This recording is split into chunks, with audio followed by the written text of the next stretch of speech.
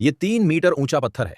अगर आपको इसके ऊपर ईंटें ले जानी है तो हम एक सीढ़ी लगा के चढ़ाई कर सकते हैं। लेकिन अगर ये पत्थर 30 मीटर ऊंचा हो जाए तो आपको परत दर परत पटियां टिकानी होंगी। इस तरह चढ़ना ना केवल कठिन है बल्कि बेहद अकुशल भी है।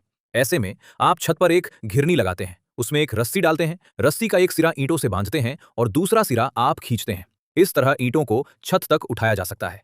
लेकिन इस तरीके में दो बड़ी कमियां हैं। पहली, अगर चीज बहुत भारी हो तो रस्सी के टूटने का खतरा रहता है। दूसरी, हर बार सिर्फ सीमित संख्या में ही ईंटें ऊपर भेजी जा सकती हैं।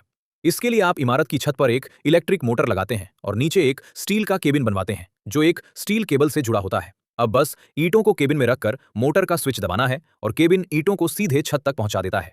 लेकिन ईंटों का वजन काफी ज्यादा होता है। मोटर पर भार कम करने के लिए आप केबल के दूसरे सिरे पर एक काउंटर वेट लगा देते हैं। जब केबिन ऊपर जाता है तो दूसरी ओर का काउंटर वेट नीचे उतरता है, जिससे मोटर पर पड़ने वाला अधिकांश भार कम हो जाता है।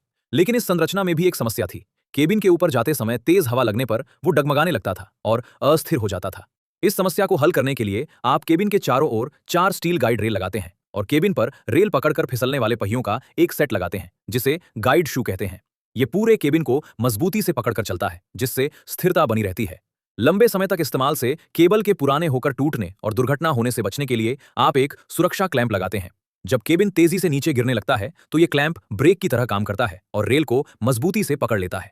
इस प्रणाली को और भी सुविधाजनक बनाने के लिए आप केबिन के अंदर एक नियंत्रण प्रणाली लगाते हैं, जिससे बटन दबाकर मोटर की शुरुआत और रुकने की स्थिति को सटीक रूप से नियंत्रित किया जा सकता है।